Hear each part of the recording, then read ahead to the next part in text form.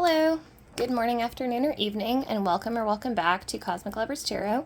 This is another installment of Flip Through Friday, where I profile one of the mini tarot decks that I've accumulated over the years, and just kind of go through them and show you each card. So part of it is just a flip through. So if you are interested in purchasing one of these decks for yourself, you might want to watch the video and see what each card looks like before you commit to buying. The second part of it is my impressions on the card. Ideally, I would be doing first impressions, but I didn't start doing this series until I had already accumulated like 20 of each. So in the future, if I purchase a new deck, I will do a first impressions video at that time. But for right now, it's still my impressions. It's just not so first impressions. Some of the videos, as you'll see, will be very short because I don't have much to say about them. Some of the Oracle decks are very straightforward. This video might be a little bit longer because I adore this deck. When I first got this deck at my local bookstore, in Mobile, where I am, I legitimately took it out of the box and then just spent the next hour just sitting with it and looking at each card in detail because they're so gorgeous, guys. I can't wait to show you this deck. Okay, so we're going through the Star Spinner Tarot by Trungles, 81 cards and guidebook. I'll tell you about the 81 in just a second. Okay, so this is the cover. This is the side. It comes in this beautiful, beautiful box. Okay. This is the other side. You can see a little preview of the Queen of Pentacles there on the side. On the back, it says, "Let the stars light your way. Enter a world where fairies play, mermaids yearn, and threads of the familiar and fantastic are spun together to guide your own personal journey." Featuring beloved comics artist Trungle's enchanting illustrative style, the Star Spinner Tarot reinterprets classic tarot imagery for a more inclusive deck with multiple lovers cards to reflect a range of romantic expressions and illustrations drawn from stories, myths, and fairy tales. If you are a writer and you wanted to find a deck to inspire you to write like a fantasy novel, this is the deck. I use this, so I've found that this deck is especially good for romance readings. It does love really, really well. It's very gentle with love also, so I don't know if you've noticed, but some decks can be kind of harsh when it comes to love, kind of like the vibe of he's just not that into you, drop it, whereas this deck is actually rooted in universal love. This deck is backbone is soft, gentle, heart chakra opening, just universal love vibes dripping out of every card in this deck. So it's very ideal if you're looking for insight into your basically if you're in a goopy soft-hearted spot and you just want a deck to be really sweet to you and hold your hand while it also tells you the truth, but from a higher perspective angle, almost this is the deck that your higher self would use to talk to you. It's okay, but here's what we need to do, but it's okay. I don't know if you have a really sweet and gentle higher self, I suppose. Anyways, so it flips out, the box does like this, and this is the inside. It is freaking gorgeous. You can see there's fairies there. That's a preview of the world card. And this is actually raised right here. See? It's actually raised up. And then it's this beautiful lilac pink coloring. All right, then the deck is over here and it has this handy little ribbon. Okay, well first, I'm excited. All right, so this is the guidebook. Okay, so Star Spinner Tarot guidebook. I apologize. Also, I should tell you guys, I got this deck wet because I went to do, I actually had an awesome opportunity a little bit ago to do readings for an LGBT organization, and I did a whole bunch of readings in one night, and it was pouring down rain, and I thought I could make it back to where I was supposed to go on foot, and this was one of the decks that I brought with me, and it did get a little bit wet, so ignore how jinky that looks. Oh yeah, and ignore this. This is all rain droplets from that night. Okay, so a guide to Star Spinner Tarot on the front. We have an introduction to the tarot, so they go through, their take on it, on tarot, that is. They break down the difference between the major and the minor arcana, and they give you a small breakdown of each suit. They give you instructions for how to conduct a reading, and then they do give you some sample spreads. They give you their take on the Celtic Cross. There's like dozens of different ways to interpret this. And then we go straight into the cards. So they start with the major arcana. I'm just going to show you one to give you kind of an example of what it looks like. So they do give you upright and reversed meanings in this deck. And they're pretty straightforward, okay? So that's like the way that the Fool goes through. You know, some guidebooks get very lofty and like out in the clouds, and they give you like more concepts to think about and less like practical advice. This one actually, even though it's a very dreamlike deck imagery wise, its guidebook is actually very practical, very straightforward. All right, so you can see we have full page pictures for the major arcana, and then we switch to small one per page over here for the minors. Yeah, and then let's see, I think that's it for the guidebook. Yep, we have some more beautiful like imagery here. Yep, a little bit about the artist. Okay, so that's the guidebook. It's the back of the guidebook. Again, ignore the water splotches. Okay, so now it has this beautiful, this is the back of the cards. Look how gorgeous this is. Like, just unreal, so pretty. It's like this pink is just, it looks prettier in person. It's so soft. It's like, mauve, I guess, is like the color I'm thinking of. But anyways, it's a color you don't see very often. It's so pretty. All right, and then we use this little ribbon here to pull the cards out. Boink. All right, and now and this is what the bottom of the little box looks like. Has the same little stars.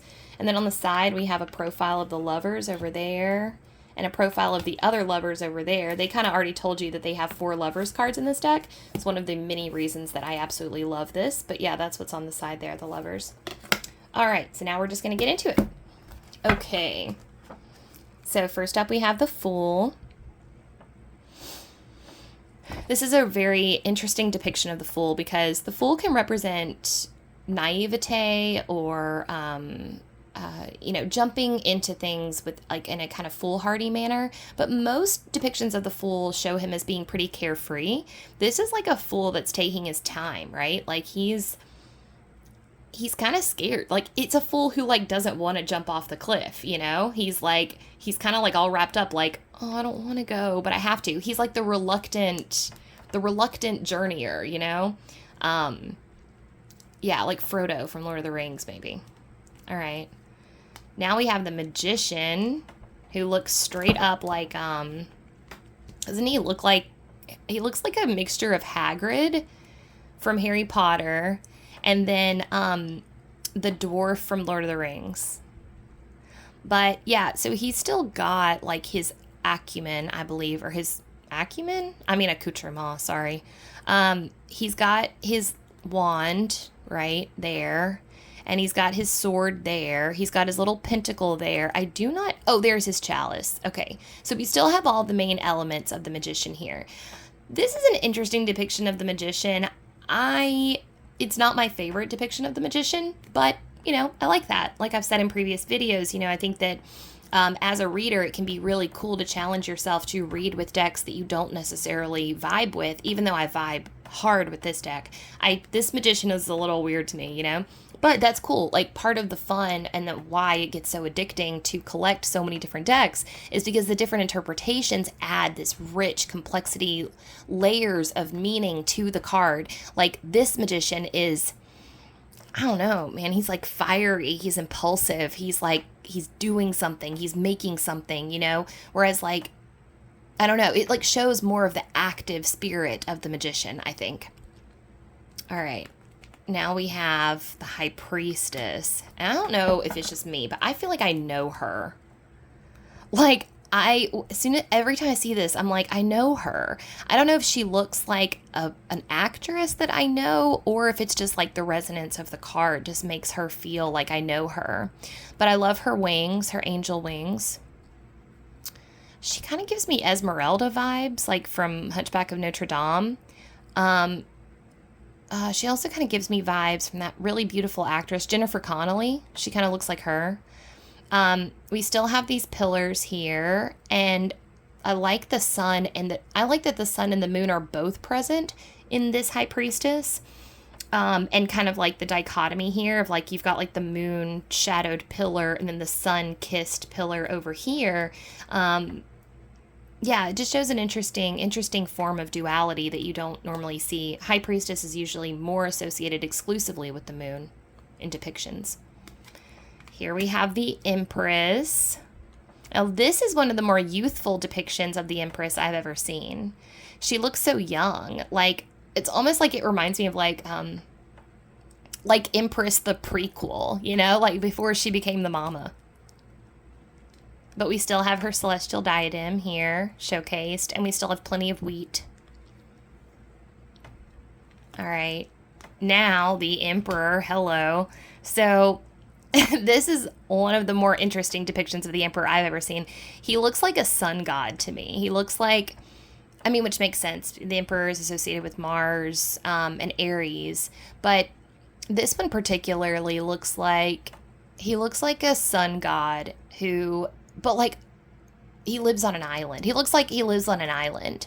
And like, he's just like he'd be friends with Moana, I guess, is what I'm trying to say. Like, he has this air to him where it's like,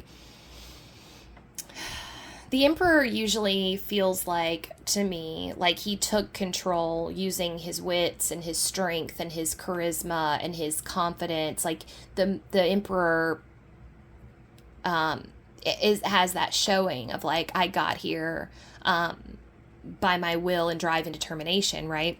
This Emperor feels like to me that his parents gave him the crown and he's not even sure if he really wants it. You know, he's like more of a playboy. He's like, yeah, okay, yeah, I'm phoning it in, guys. I'm really just like, I really just want to be like, I just wish I could travel, you know, like, why am I saddled with this responsibility? The Hierophant. This is one of the cooler Hierophants I've ever seen, to be honest. I usually don't like that card, but this one's really cool. He's like a guy I would really want to learn from.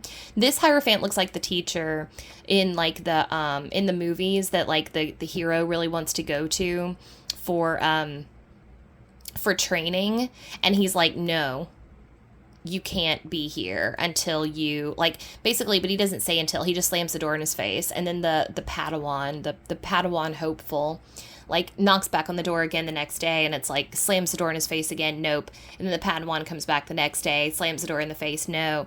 And then the Padawan goes to, like, the village and becomes friends with the townspeople, and, like, and then saves a little boy from drowning. And then the Hierophant is like, aha, you have learned the lesson. You may now become my student. You know, like, he seems like that kind of Hierophant. So I really respect him. I like him a lot. I would like to learn from this Hierophant. Okay, now we have one of my favorite aspects of this deck, ever, is the fact that it has 4 different Lovers cards. So in the guidebook, it tells you to choose which of the 4 Lovers cards you feel most attracted to, or that resonates with you the most, and just use that one for your deck, or 2. But I'm going to be honest with you, I keep all 4 of them in there because I love them, and I'm just like, I want all the love in my deck. So yes, if you get a reading from me at any point in time and I'm using this deck, just know that you have a 4 times more likely chance of getting the Lovers than any other card. But I trust in my abilities to interpret, and I trust in the universe's abilities to give me the right cards at the right time. So I don't think I'm messing anything up by having more of a chance of having the Lovers. But each one, as you'll see, is a very different feel. So this is, 2 masculine-looking characters here. This is like a man and a woman, or, well, mostly. And here we do have some elements of the classic Lovers card. I think this is my favorite of all of them.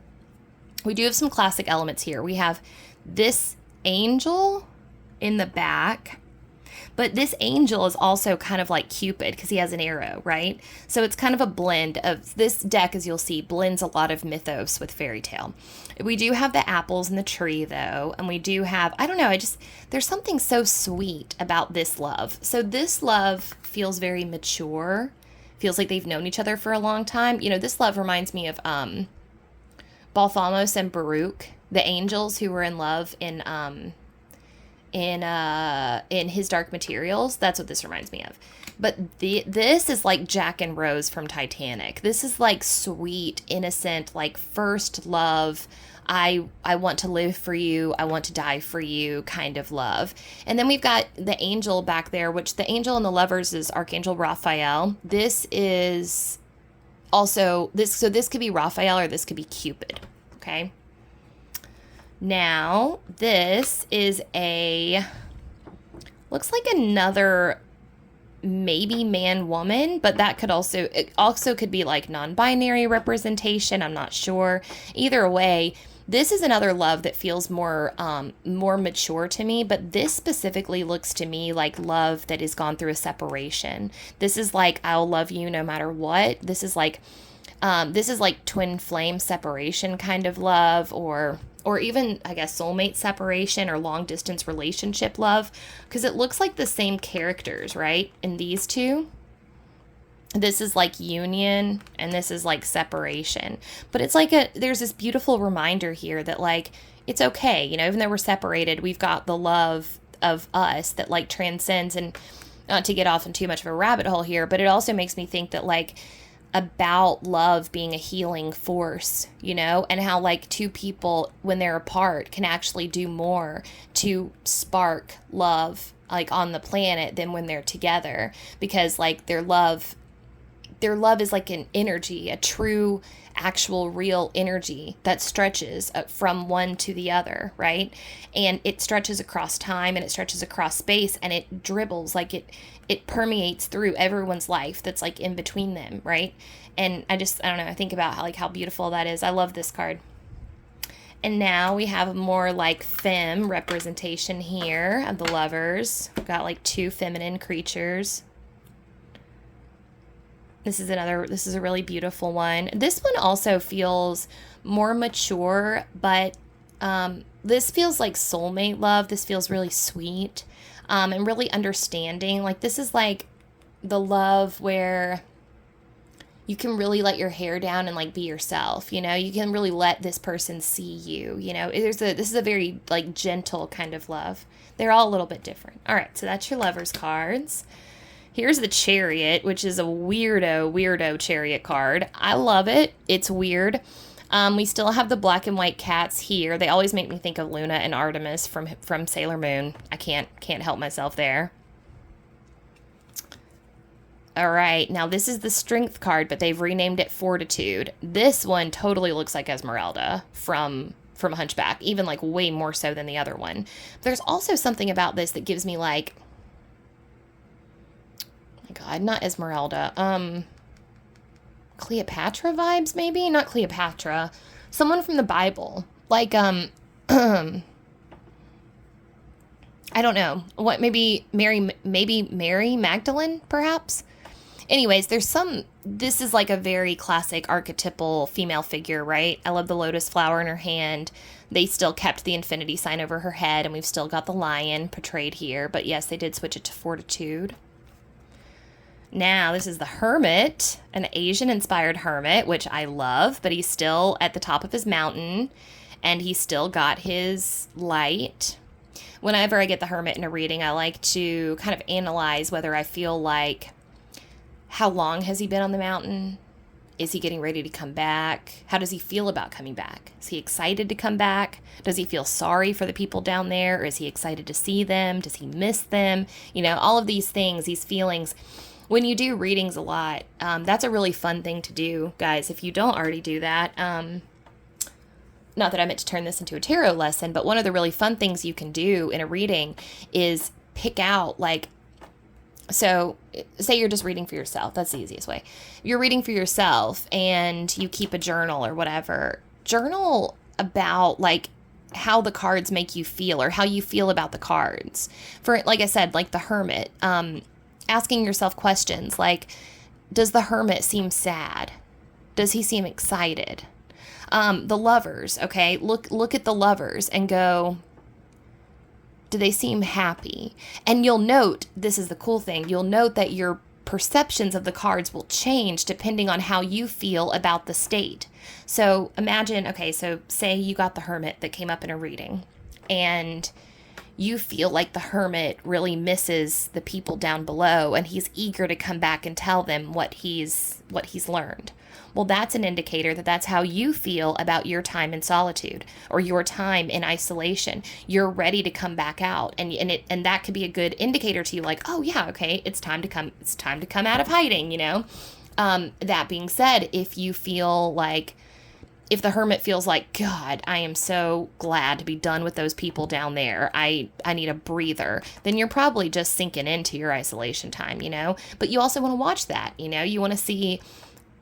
Yeah. Anyways, what I'm saying is you can put yourself in the cards and you can say, if I were the Hermit, how would I feel? Or the easiest way to do it is just, how does the Hermit feel? Sorry, I didn't mean to ramble. I knew this was going to be a rambly video. It's funny because the last video I did for the Naughty Oracle took literally 11 minutes, and I knew that this one was going to be a lot longer, so I'm sorry. But if you like hearing me ramble, then I guess we're good. This is Wheel of Fate. So this is Wheel of Fortune in the classic tarot, but they've changed it to Wheel of Fate. I love this one. There's something deeply shamanic about it, with these eyes, the spiral, these angelic creatures, kind of like, they're almost like in a womb, you know, like twins in a womb. I don't know. There's something very primal about this card. There's something that feels inescapable about this card. Like, don't even try, you know? You can't get off this wheel, no matter how hard you try. This is your life now, you know? There's something like that about it. But it also feels so natural. It's like, this card feels like mushrooms, like psychedelic mushrooms. Like a good dose of mushrooms inspired this card. All right, so now we have Justice, a gorgeous Justice card. My God. This is a Justice that I wouldn't mind hanging out with. The Justice in the traditional Rider-Waite tarot kind of scares me, to be honest. There's something not cruel, but like borderline callous about the Justice card in the Rider-Waite, where, I mean, and this could be me, this could be my bias. I mean, there's definitely part of my bias in here, but to me, it always feels like, he's so cold and, like, not even calculating. I guess the blind eye of Justice really scares me, I guess, because I know that it's not always fair, and sometimes, you know, bad things happen to good people and good things happen to bad people. Well, you know what I mean? I don't genuinely believe that there are any bad people, but you know what I mean. Okay, so less than savory actions are rewarded sometimes, and very well-intended actions are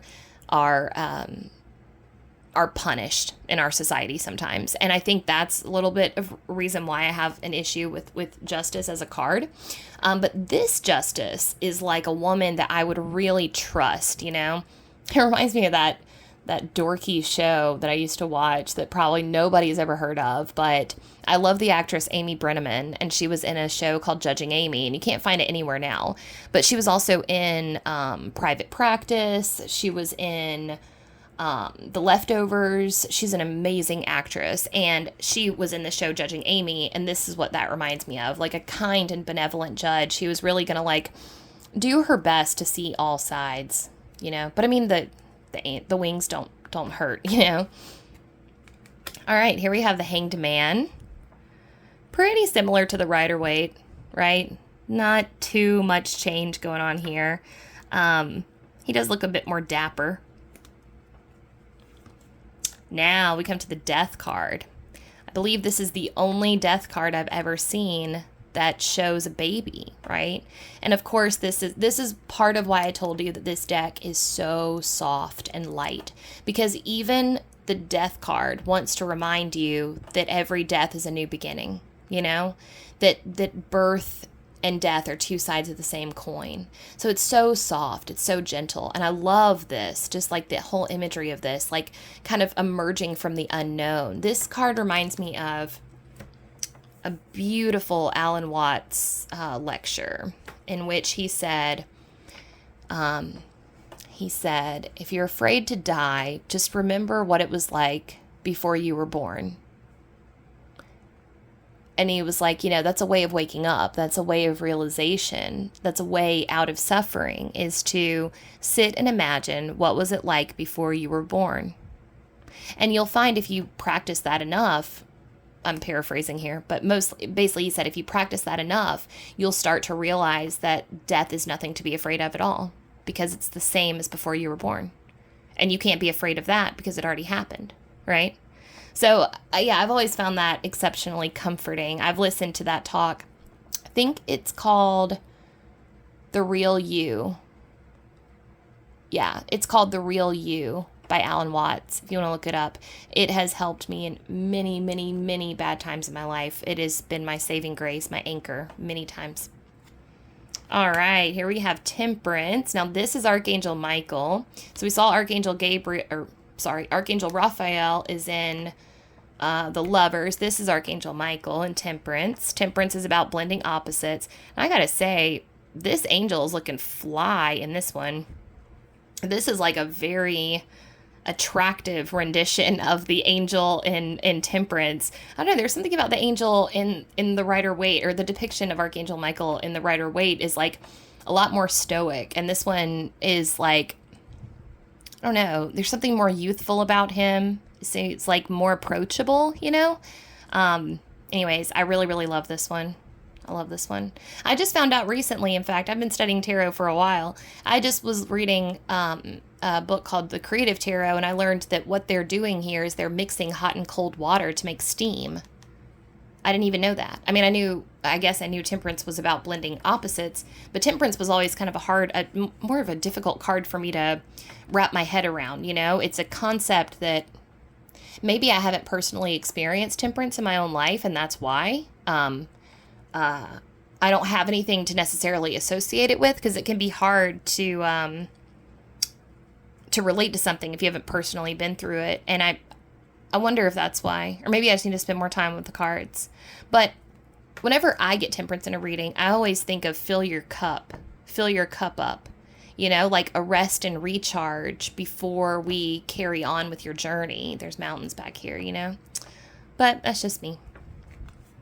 All right, now we have, continuing on with themes of mythical creatures in the tarot looking way more attractive in the Star Spinner deck than the other ones. Here we have a very attractive looking devil.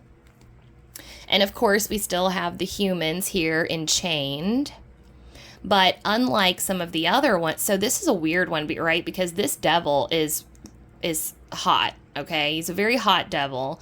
But also the humans are truly enchained. One of the key features of the Rider-Waite Tarot's depiction of the devil card is that the chains are an illusion. The humans could just pull themselves out at any time, but they can't here. They are completely entrapped. This devil specifically reminds me of the depiction of Lucifer. I think they called him Luke, actually, in a book called The Invisible Life of Addie LaRue.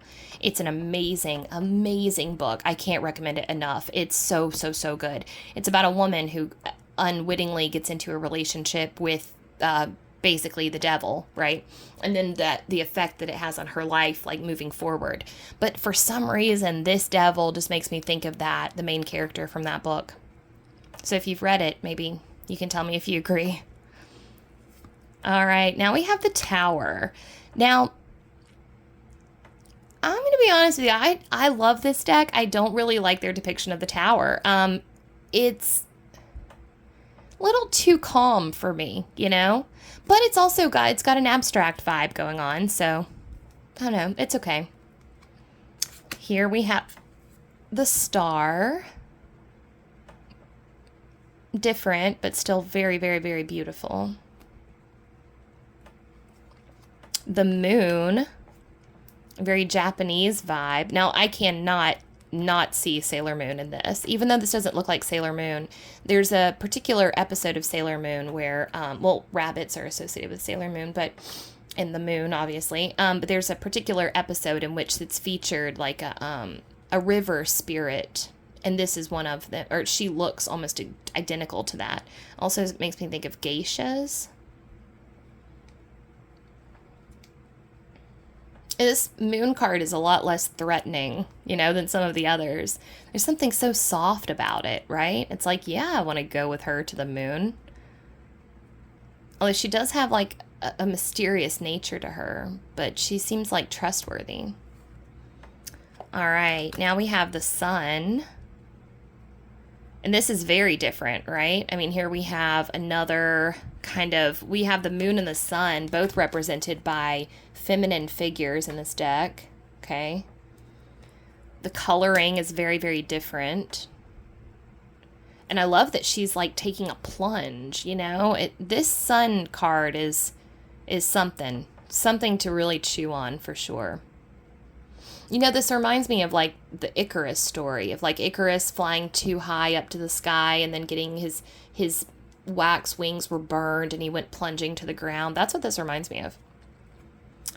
Now we have Judgment. Now this is Archangel Gabriel. I like this Judgment card, you know? It feels less threatening than the others.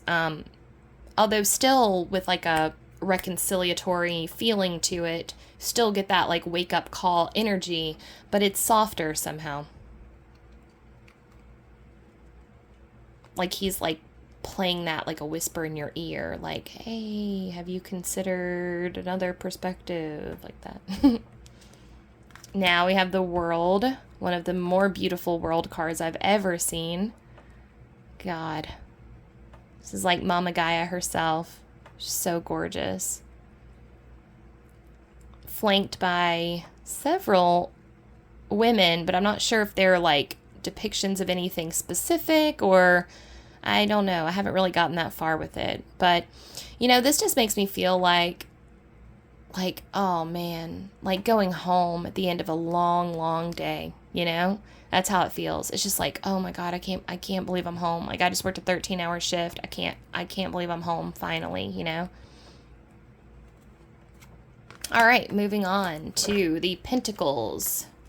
I won't jabber on so much during the minor arcana, I promise. I just had to gush a little bit about this deck. We have the Ace of Pentacles. Same little garden with roses and lilies that is in the Rider-Waite. We have the Two of Coins. That's my fault. Remember I told you my deck got wet? Yeah, that's the top. I love this Two of Coins. She is so balanced.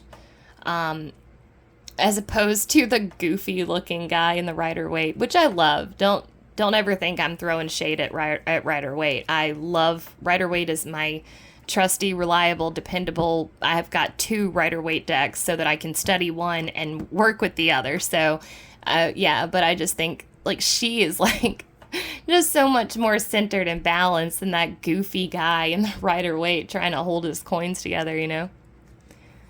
All right, now this is interesting, right? So this is the 3 of Coins in this deck. God, I'm having a terrible tarot moment, and I'm not remembering what the 3 of Coins looks like in the Rider-Waite.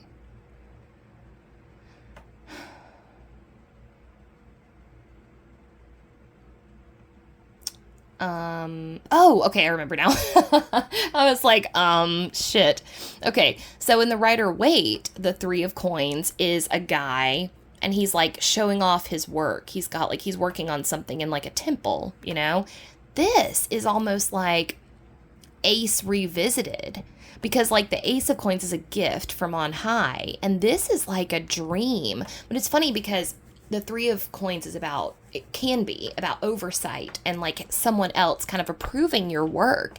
But this is more like a muse, you know, like getting an idea from on high and like seeing something in a vision and like wondering if it's real. Like it has this really cool energy to it.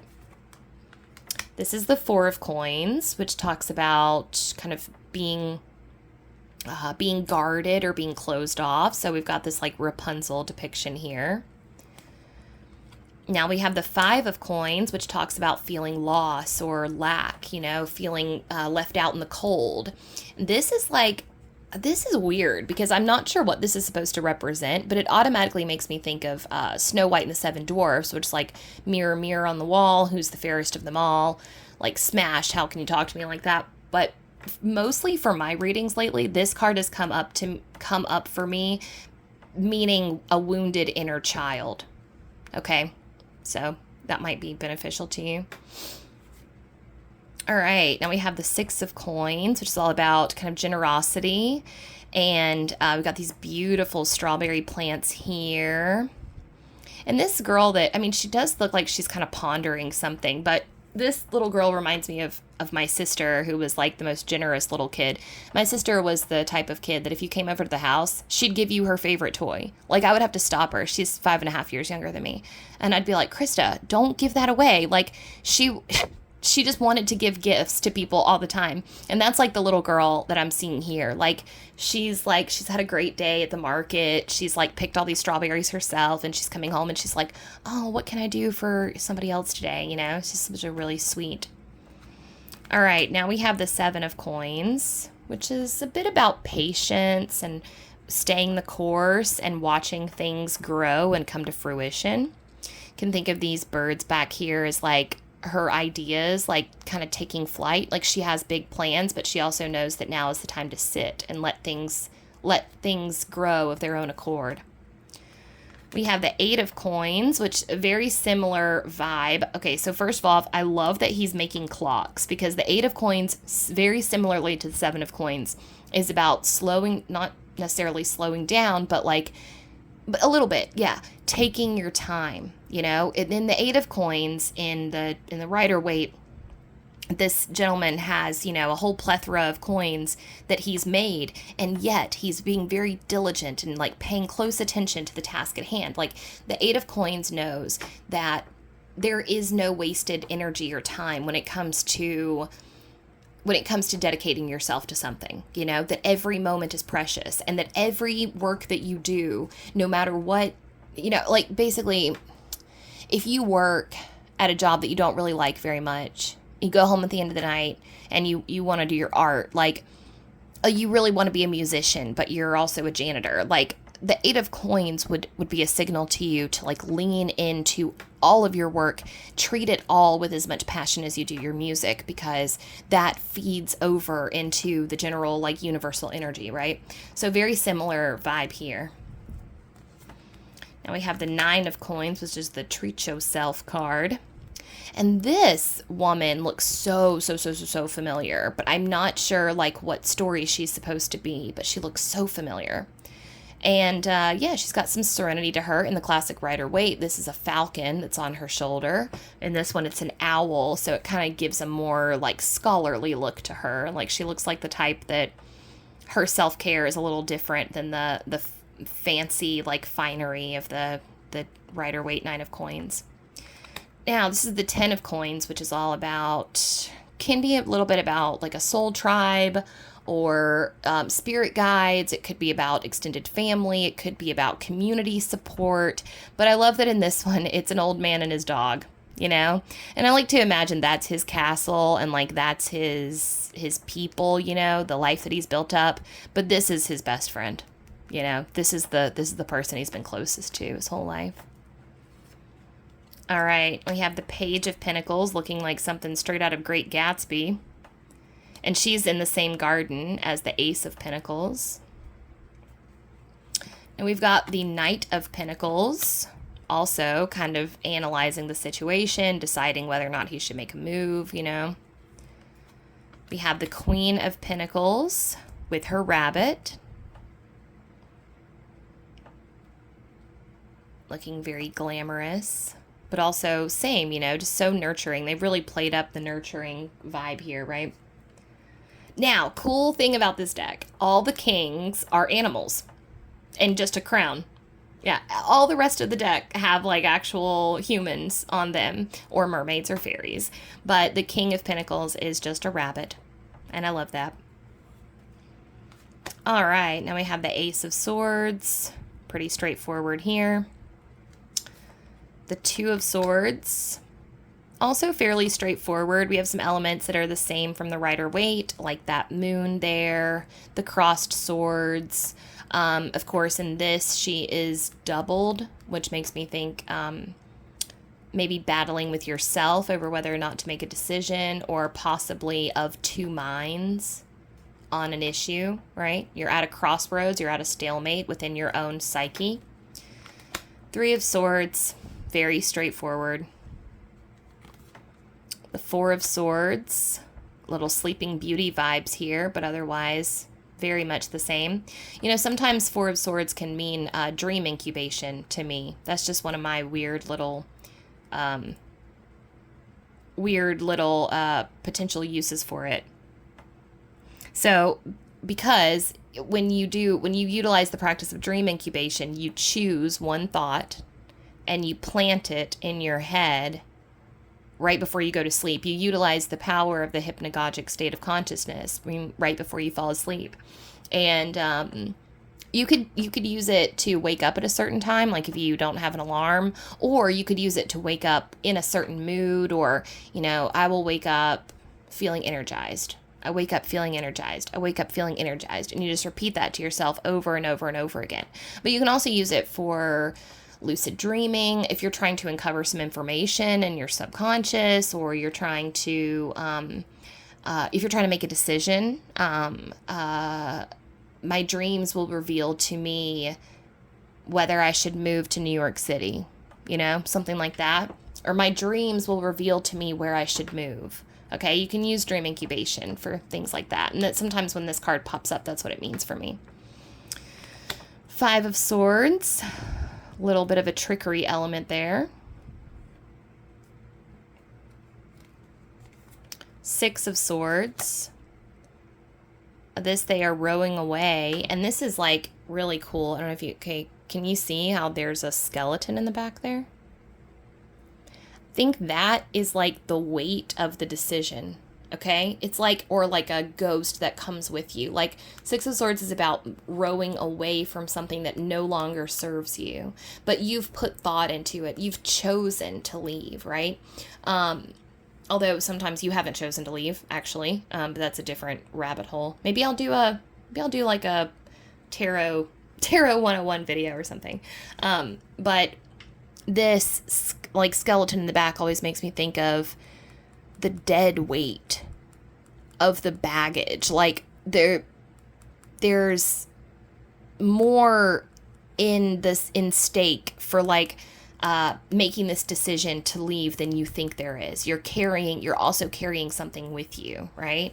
And that can be really fun in a reading. Well, fun maybe not be the right word, but it can be very interesting and illuminating in a reading to determine the identity of that skeleton. What is that, you know, that you're taking with you?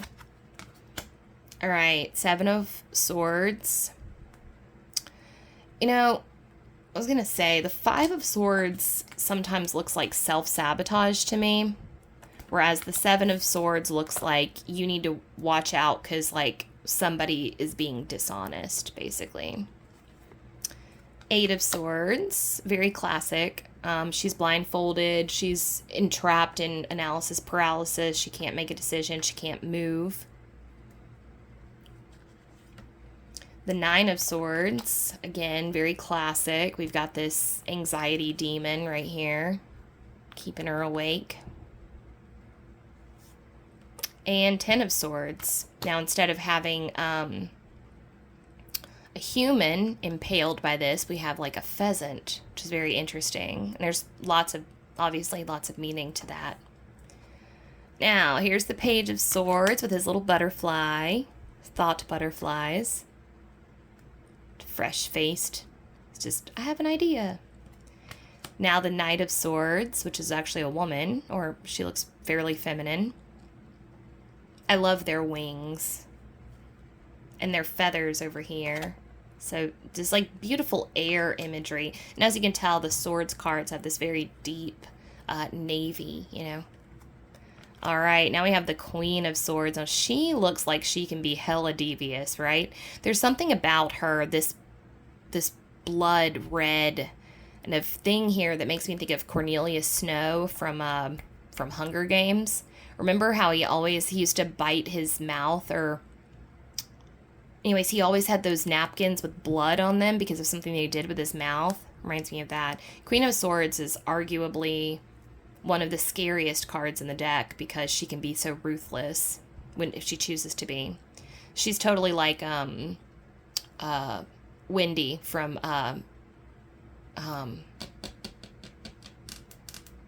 Ozark. Wendy from Ozark is a total 100% Queen of Swords. And then we have the King of Swords, which is a bird, this golden bird here. Moving on to wands, we've got the Ace of Wands. Now, I'm excited because all the wands are fairies.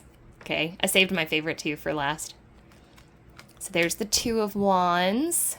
She's just getting started with her idea. The Three of Wands, this little guy is like, see, very similar to Rider-Waite. He's looking out at the possibilities that are before him. His expansion is seemingly limitless. Four of Wands. This has a very like Princess Peach vibe to me, this whole thing, but celebration, you know, camaraderie coming together, harmonizing, coming into balance, completeness. Five of Wands, feeling a little, I like this one because Five of Wands is in the Rider-Waite is like five people kind of battling with each other. But Five of Wands often refers to internal strife or internal conflict. And I like how that's represented here. You're just kind of like, you're not burned out. It's not that. You've just got, your energy isn't streamlined yet. It's like you're going, you know, it's just, it's not, you haven't leveled out your energy. And so you're feeling a little like, kind of a little paralyzed, you know, a little overwhelmed, I guess, but not burned out, just overwhelmed. Now we have Six of Wands, celebrating a job well done. It looks like she is actually kind of celebrating you, you know, like she's like, congratulations, like she's about to knight you, give you. All right, now we have Seven of Wands, looking straight up like Peter Pan. And I guess that little butterfly is kind of like Tinkerbell. He's going for it, you know. This is like a very hopeful looking Seven of Wands. Seven of Wands speaks usually about more external conflict, standing up for yourself and your beliefs, defending yourself. There's a very classic Eight of Wands, harmonizing, energy coming into balance. This is one of the fastest energies in the deck, can be. And we have Nine of Wands, which is the burnout card. This guy, he's just like, oh, I have so much to do, you know. We got to try to flip that, make him see that, you know, it's okay. You don't have to be overwhelmed. You can be excited about things. You can be excited about everything you have to do. He might need some help, though. That might be it.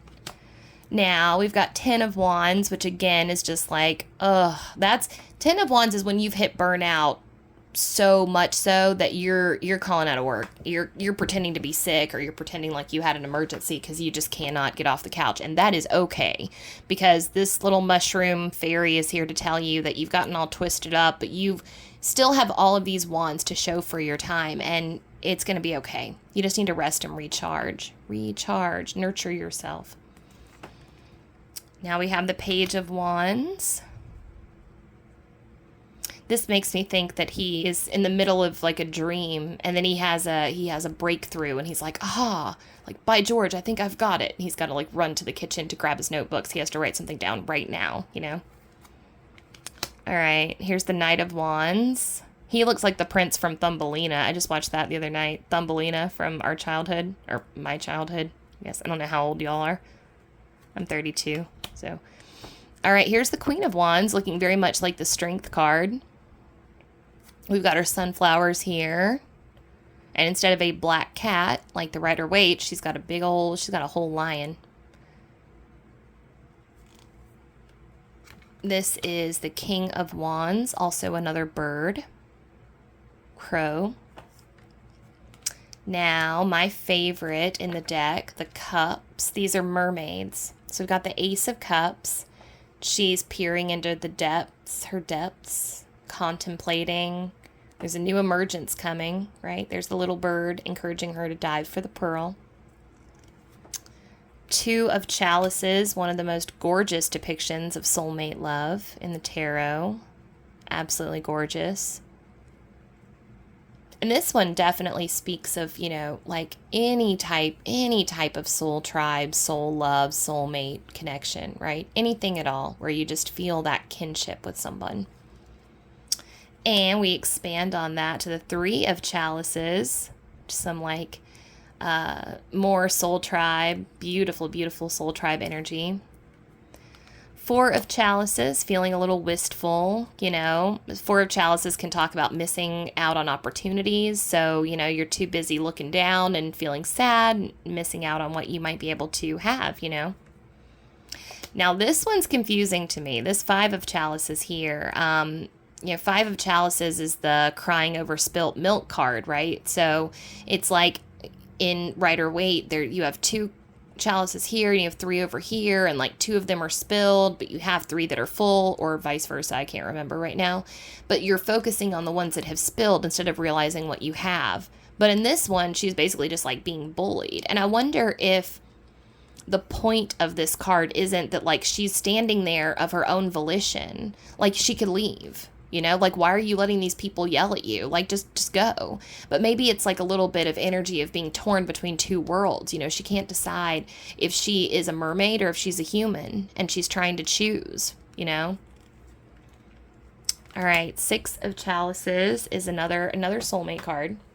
This one in the Rider-Waite usually depicts like two people kind of giving a cup one to the other, but this is our first encounter with these little fish here. You'll see them again in a minute. This is like the man of my dreams. Like she's crafting this perfect partner that doesn't really even exist, you know? And then see, the fish are still here for the Seven of Cups, which is all about fantasy and illusion. She lives in her own dream world, right? Where everything is perfect, maybe. And then Eight of Chalices is walking away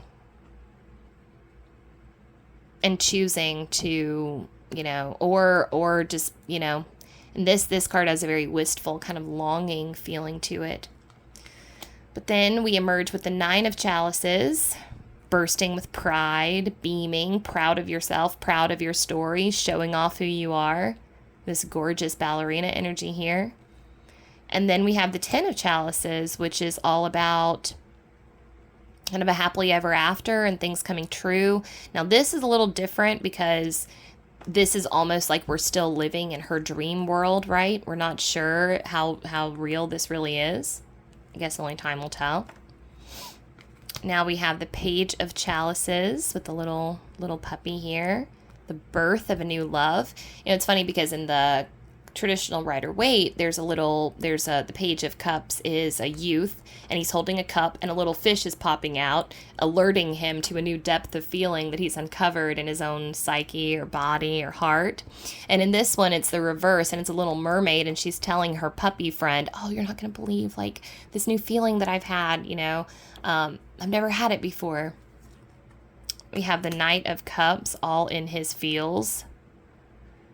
He's trying to make a decision, or he just can't stop thinking about her. Not sure. We have the Queen of Chalices looking like a benevolent Ursula. All these reminds me of Sedna, the goddess, the Inuit goddess of the ocean, and all of her myriad of like sea creatures. And finally, we have the King of Chalices, which is a water dragon spirit. All right, that wraps up Star Spinner Tarot. It is truly, guys, this is one of my favorite decks I've ever owned. That's why that video was so incredibly long. So if you stuck with me through the end, thank you. I appreciate it. And subscribe if you enjoyed the content. Shoot up a like if you feel so called to do so. And if you want to chat about anything, leave me a comment down below. If you have suggestions for styles of videos that you'd like me to do, topics you'd like me to cover, zodiac things, different love readings, pick a cards, just let me know. I'm happy to accommodate any and all requests. Yeah. All right. So I will see you guys next time. Thank you. Have a great rest of your day. Bye.